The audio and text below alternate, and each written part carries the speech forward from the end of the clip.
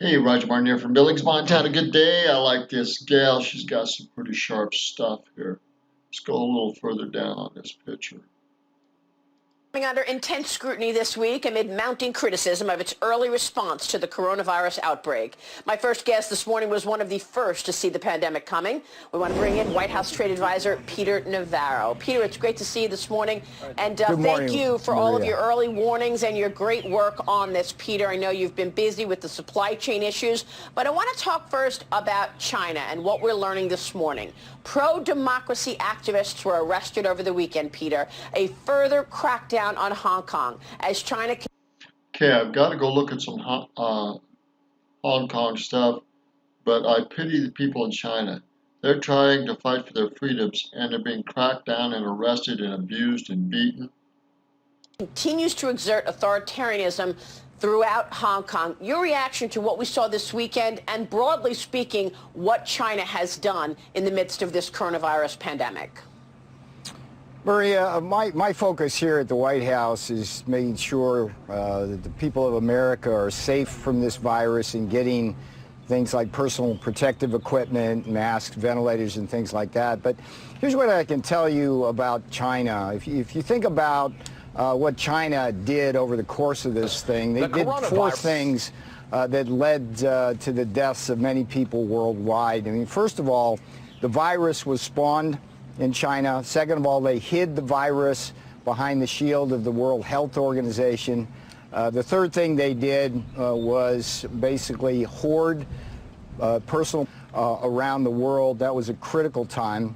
So that was that. And then here's what I think should be very disturbing to every American.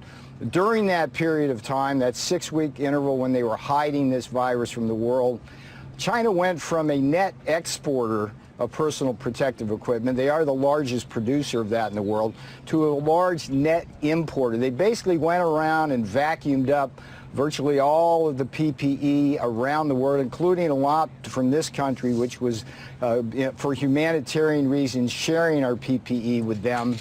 And what that did... Now, we need to be clear about this. They were a major exporter, but they stopped exporting that, and they started importing that, and so worldwide. So that tells you that they knew a major problem was coming, and they didn't tell anybody about it.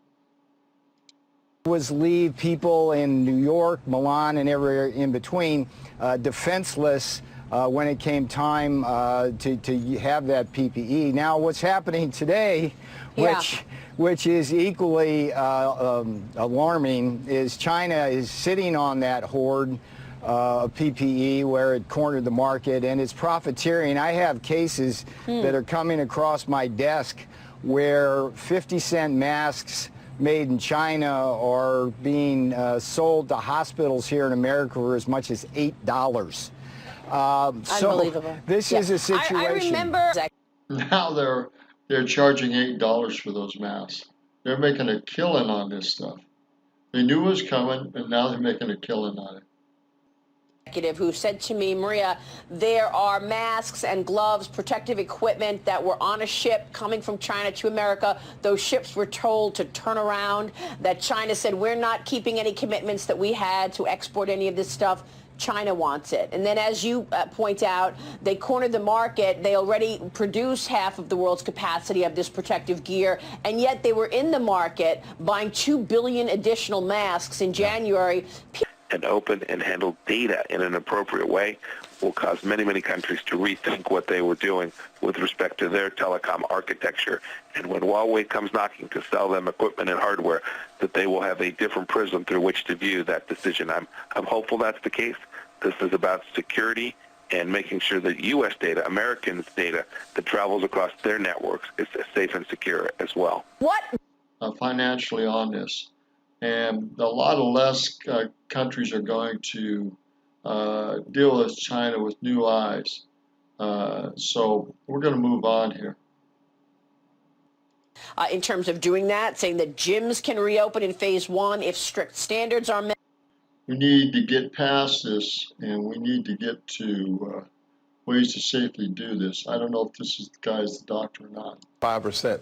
And overnight, we saw thousands upon thousands of restaurant workers, retail workers, folks in the hotel industry driven to the unemployment lines. We've seen a 4,000% increase in unemployment benefits in South Carolina. It's unreal. We got to get back to work. Millions and millions. President Trump will see a 50% increase in African-American vote. Wow. Senator, it's great to see you this morning. Thanks very much for being 50% increase in African-American vote. Wow. here. Tim Scott joining us there. We'll be right back. Investigation into the origins of the coronavirus. We discussed this in an interview on Friday as the president this weekend questioned China's role in the pandemic for the very first time, wondering if it was actually an accident. Watch this. The question was asked, would you be angry at China? Well, the answer might very well be a very resounding yes, but it depends. Was it a mistake that got out of control, or was it done deliberately? Okay, there's a big difference between those two. In either event, they should have let us go in. You know, we asked to go in very early, and they didn't want us in. I think they were embarrassed. Former White House Chief Strategist Steve Bannon was among the first to raise a red flag on China's deception. He wrote an op-ed last May that the U.S. was already at war with the communist country, and he joins me right now to talk more about it. Steve, it's great to see you. Thanks for being here. Thanks for having me on, Maria. Steve, that was the first time the president actually publicly raised the question of, was it deliberate?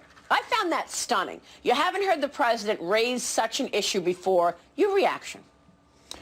One of the key phrases the president used, and I think if I was in Beijing, I'd be very nervous right now. He said, knowingly responsible, knowingly responsible.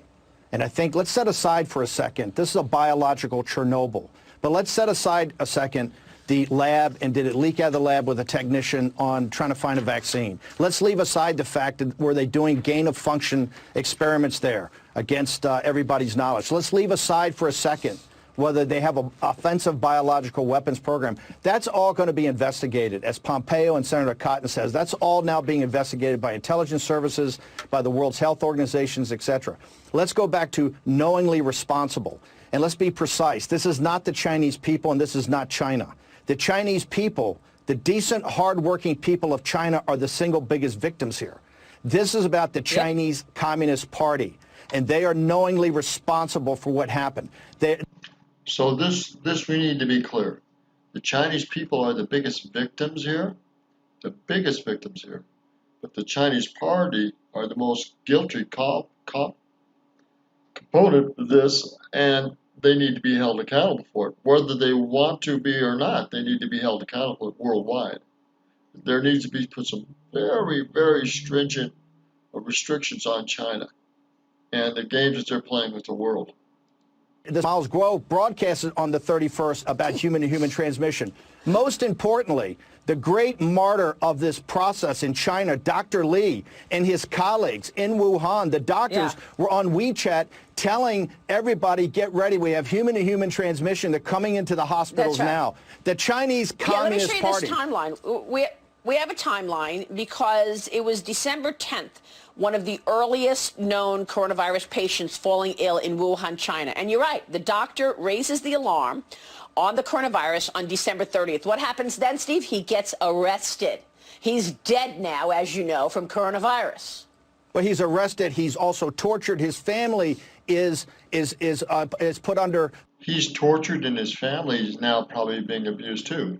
Surveillance, and they force him to sign a document that says he's a rumor monger, that these are lies, that there's not human-to-human transmission. The Chinese Communist Party at the highest level, that is President Xi and Wan Xishan, knowingly understood they had human-to-human transmission. We also know now from Scott Gottlieb and also from a report by a Chinese doctor at Southampton University in the United Kingdom that if they had acted like any human being would act, decent human, if they had acted as late as the last week of December, 95% of all of this would not have happened.